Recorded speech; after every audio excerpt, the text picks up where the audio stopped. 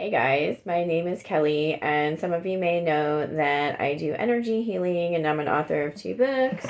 My first book is called Synergy, a Modern Healer's Guide to Complete Bioenergy Wellness, all about healing the energy body. And I wrote a book called Transhumanism, The War on Human Consciousness and the Truth About Our Divinity. They're both available on Amazon. And today I wanted to talk a little bit about something that's been a hot topic in spiritual circles lately, and that is unity consciousness.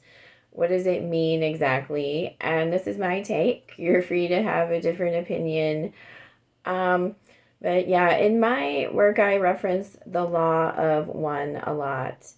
And the law of one is, it was a series of recordings done in the 1980s, um, where this being called Ra came through and talked about the concept that we are all a part of the same source energy. We're all the same beings split off to live different lives and just learn and grow through that experience. And I love how it breaks down the densities so that we can understand it, because we're all one, but it breaks down this concept into densities. So it's like the first density is the elements: air, water, fire. And when you go, and we're all going through this evolution, and then you go into second density, and we have plants, trees, and animals. And in second density, the understanding is that it operates on a hive mind. So, like the trees, they're all connected to this network together that goes underground. And animals, they have an oversoul and they are part of a hive mind. And so that's why when you see birds flying in formation, for example, or you see like your cats all doing the same behavior, they're all cleaning themselves at the same time, it's because they're part of a hive mind.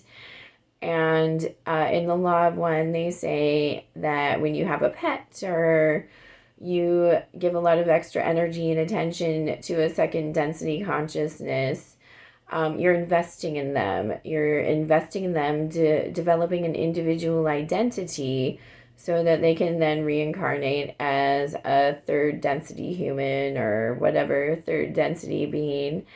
And then the understanding in spiritual circles is that we're now evolving out of the third density, and there's a lot of energies coming into the earth right now, and we're being asked to upgrade.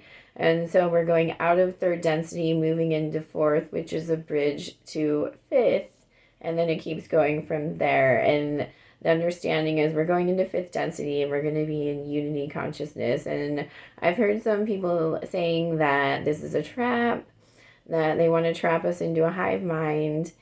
And I mean, yeah, that's true. They do want to trap us into a hive mind. I talk about in my book about transhumanism how, in my opinion, the effort to get technology into our bodies is not to give us more freedom, but to have more control over us.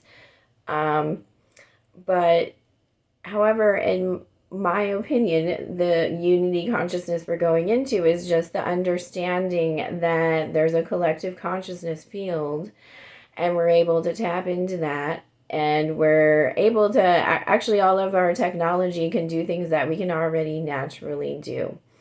We're all a part of this consciousness field, and we can understand through quantum entanglement we're all a part of the same thing and can affect each other at a distance. And for those who don't know about quantum entanglement, they've done experiments where they take two subatomic particles and split them apart miles and miles and miles apart. And they can make a change to one and it'll affect the other one. And I talk in my books how they've done experiments on our DNA that show that what they call the junk DNA, actually not junk at all. The DNA is a lot more than our hair and eye color and all of that. Our DNA are a history of who we've been, where we've been, and also like transmitters, receivers of information. They're like radio transmitters. So that's how I do my distance healing. I do Reiki distance healing, and I can work on people shamanically at a distance if I have their permission to do so. And I do that it's just like the DNA.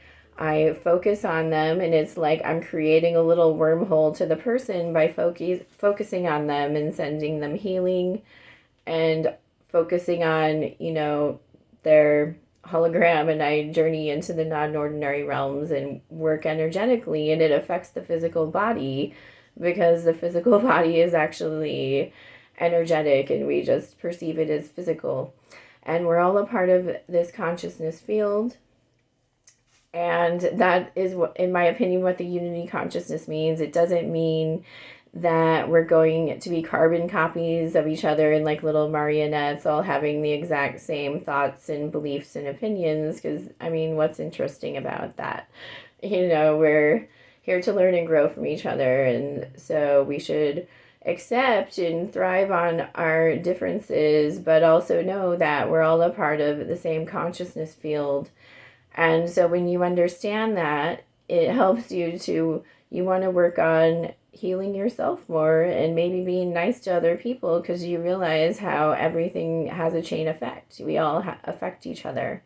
So in my opinion, moving into unity consciousness is nothing bad as long as we understand that we keep our individuality, but we can tap into the consciousness field and affect and communicate with each other without technology. Anyone who's participated in a group meditation, maybe you can tap into that field, that you're there with other people, maybe not physically, but you're there with them in the field.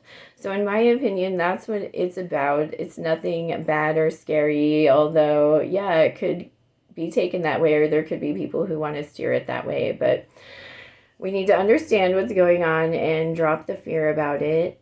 And so I just wanted to explain a little bit about that today. And if you want to connect with more of my work, my books, I am available for private energy healing sessions. I have an Etsy shop where I sell Oregon energy generators. And you can connect with all of that at my website, woowoowoman.com, WUWUwoman.com. I hope you guys have a great day.